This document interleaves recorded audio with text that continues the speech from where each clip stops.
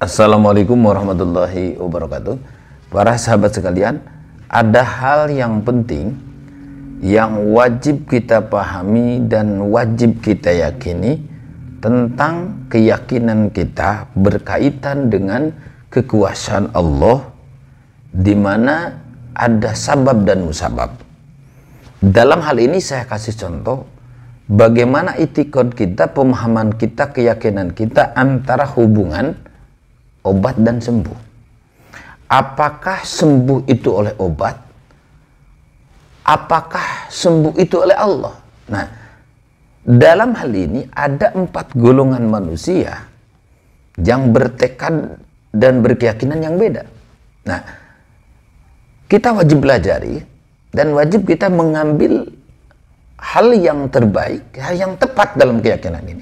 Satu, ada orang yang berpaham dan beritikad bahwa hakikatnya itu sembuh adalah oleh obat, bukan oleh Allah. Maka orang ini termasuk orang yang kafir. Artinya kufur itikad, harus segera tobat dan segera mengucapkan lagi syahadat. Sekali lagi, orang yang pertama adalah orang yang bertekad dan berkeyakinan bahwa hakikatnya sembuh itu oleh obat. Maka orang ini kufur itikad. Disimpainya kafir, orang kafir ini. Kedua adalah orang yang punya itikad dan punya keyakinan bahwa antara sembuh dan obat ada talazum akli, ada kepastian secara akal, di mana yang namanya talazum akli itu selalu bertemu dan tidak mungkin terpisah. Selalu ketika ada obat, selalu ada sembuh. Tidak ada kemungkinan terpisah antara sembuh dan obat.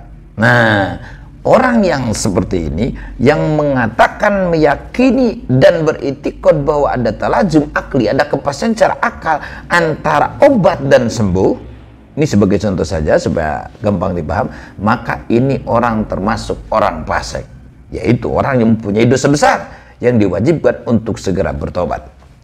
Ketiga adalah orang yang punya tekad, orang yang punya keyakinan bahwa sembuh itu oleh kekuatan. Kekuatan yang diciptakan oleh Allah dalam obat. Maka orang ini termasuk orang jahil, orang yang bodoh, tidak tahu tentang hak. Sekali lagi, yang ketiga adalah orang yang punya keyakinan bahwa sembuh itu oleh kekuatan yang ada di dalam obat, yang Allah ciptakan itu kekuatan di dalam obat tersebut. Maka orang ini termasuk orang jahil, orang yang bodoh, tidak tahu tentang hak. Keempat, nah ini yang mesti kita ambil, mesti yang kita yakini.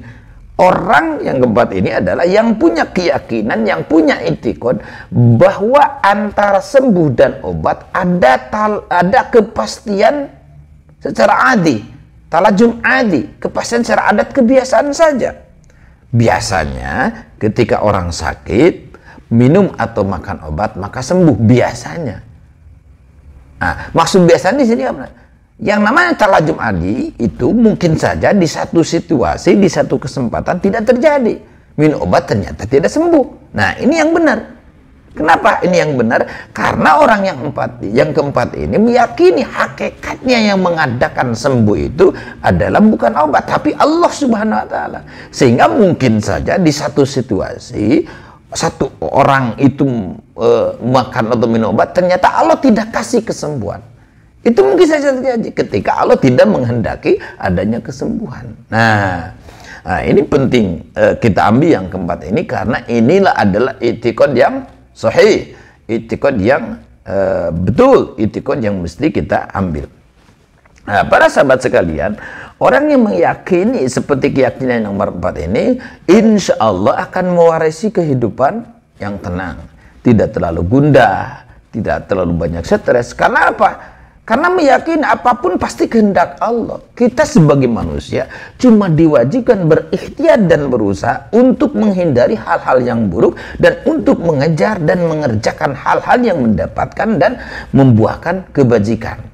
Nah, mudah-mudahan kita terus belajar dan belajar. Insya Allah kita bisa belajar dimanapun, termasuk lewat media ini. Terima kasih para sahabat sekalian. Wassalamualaikum warahmatullahi wabarakatuh.